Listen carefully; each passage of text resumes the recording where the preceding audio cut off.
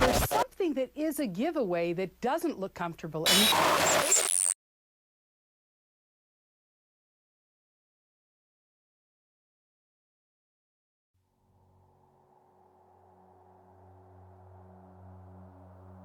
Today's trip into the dark was a specific request by a lovely fan by the name of Luz.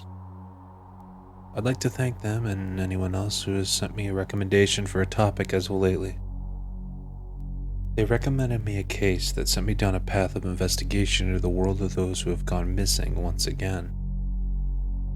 This time, however, we find ourselves in the Great White North and Europe as well. It seems that I'll never be able to escape the snow as it just starts to come down hard on my small little town. That being said though, grab your hot chocolate, wrap yourself in a blanket, and let's explore 3 dark missing cases you can find on the web. Oh, and a fair warning, I might be getting a little angry during this episode.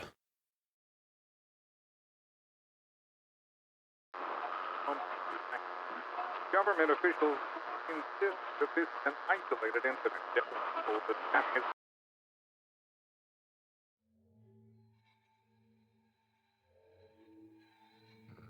Before I start, I just want to apologize for any names I may or may not butcher during this portion, as I am not a native Swedish speaker.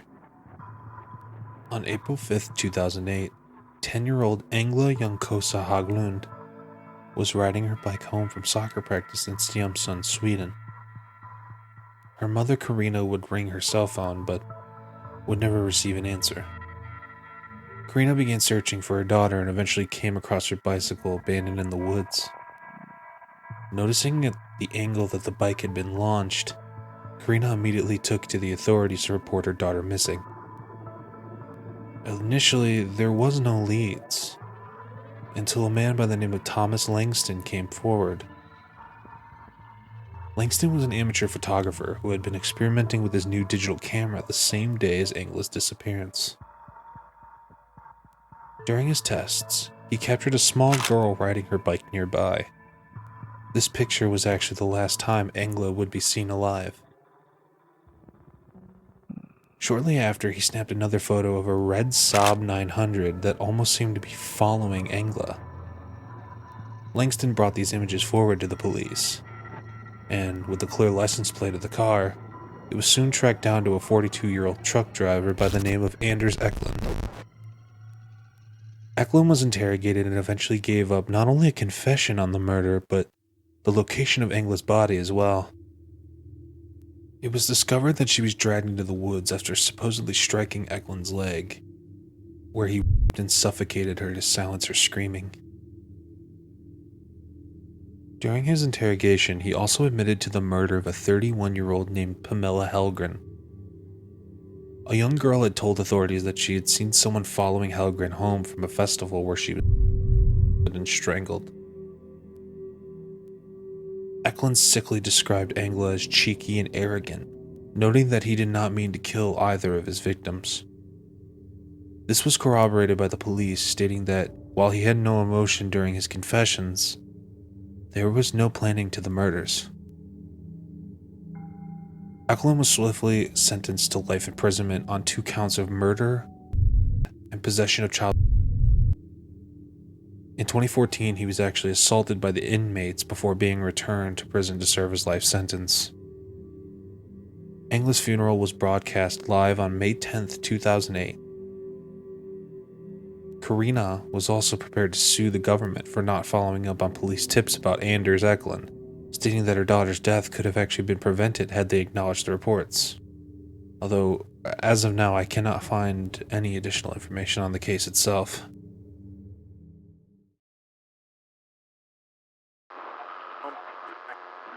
Government officials insist that this is an isolated incident.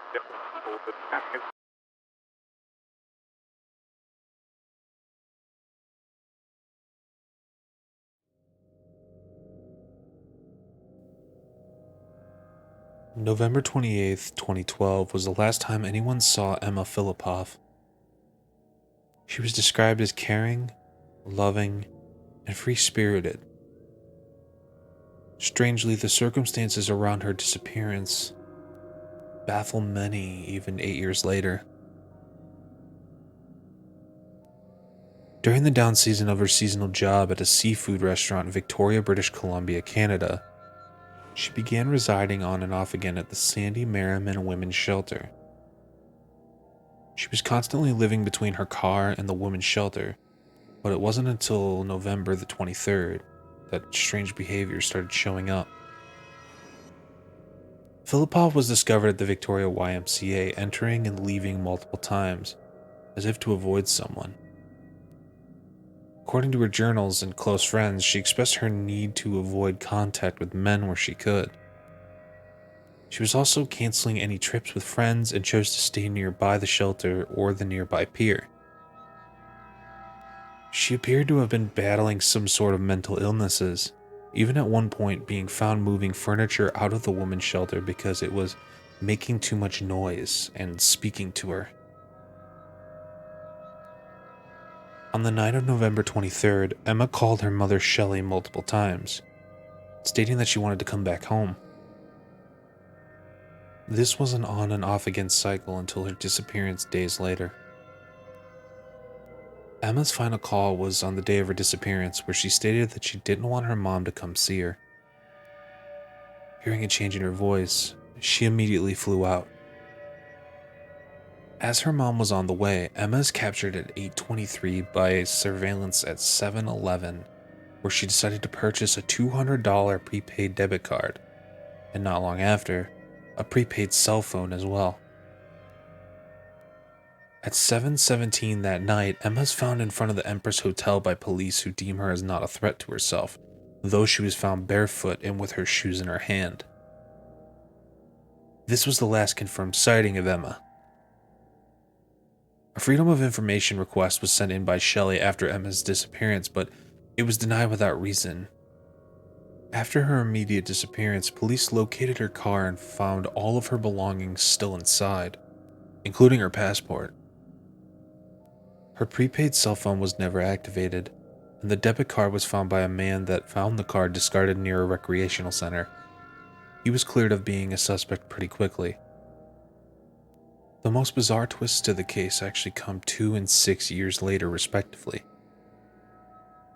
In May of 2014, a man was captured in downtown Vancouver with a crumpled missing poster for Emma. He claimed that Emma was not only his girlfriend, but that she just wanted to be left alone. He was noted as having a noticeable limp and flame tattoos on his arm. Despite surveillance footage of the man, no one has come forward with any identity on him. At that point, the case had been cold until about 2018 when a man came forward about seeing Emma. He was actually running late to a new job when he saw a woman darting back and forth on the side of the road. She was shoeless and soaked. She asked him if he could take her to Colwood to visit a friend of hers, but he wound up taking her to a 24-hour gas station on the intersection of Craigflower and Admirals in Victoria. After leaving the vehicle, she acted erratic and headed in the direction of Colwood. This had been 9 hours after she had last been seen.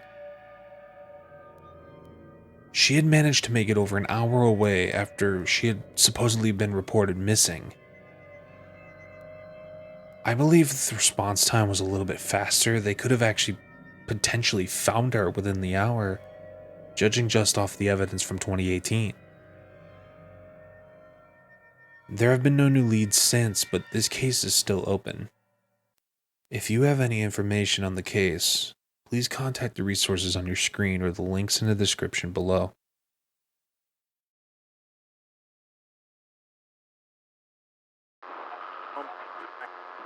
Government officials insist that this is an isolated incident.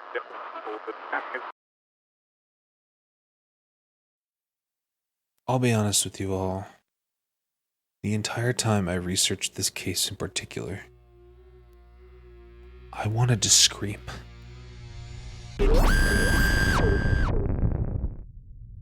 This case boils my blood, and while I try to stay subjective on covering these cases, I'm sorry if it leaks through here. On November 10th, 2009, a call to the police was made by a 24-year-old woman named Antoinette Nicole Davis.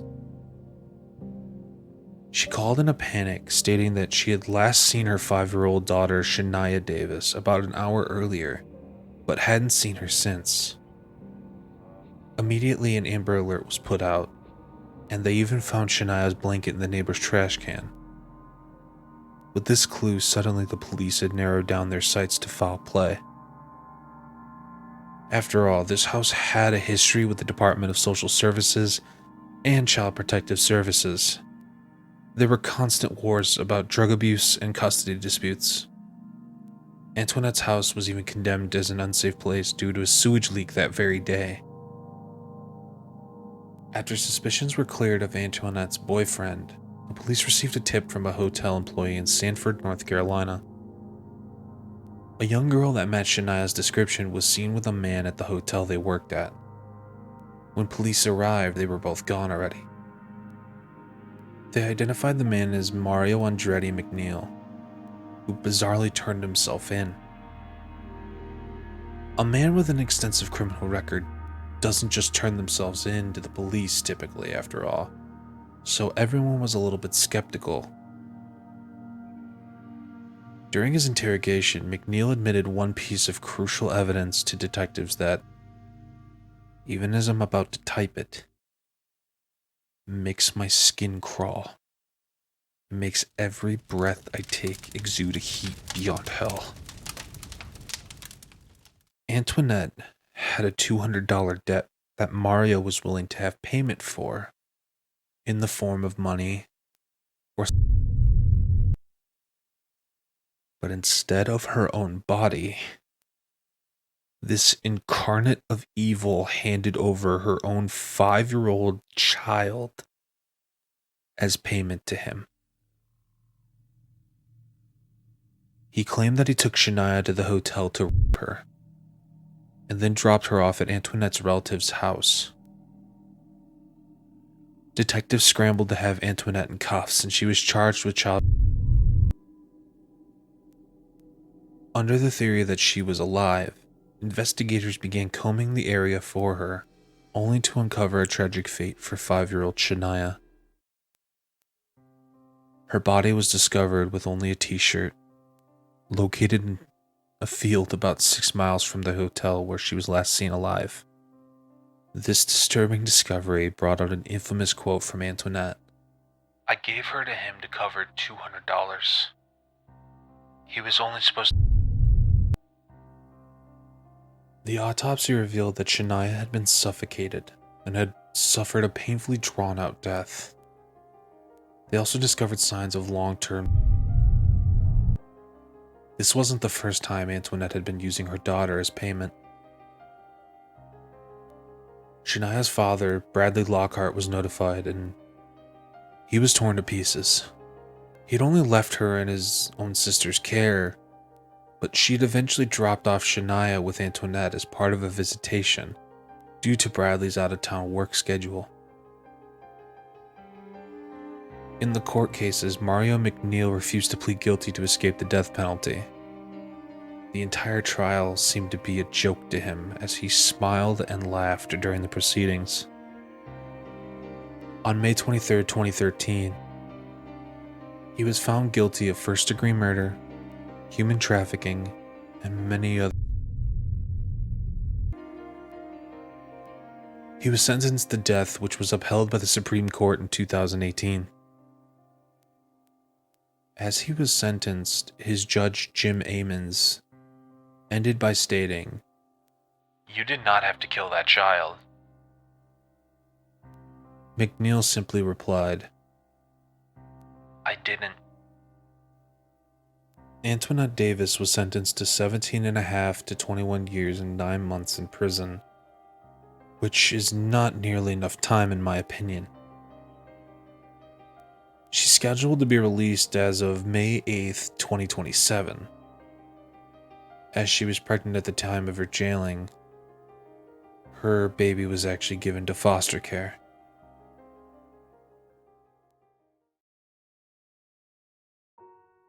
I know it was a very harsh tone to the end of the video, but I hope you enjoy learning about these dark cases you can actually find online. As always, links to all sources will be in the description below, and I want to thank Luce again for the special request.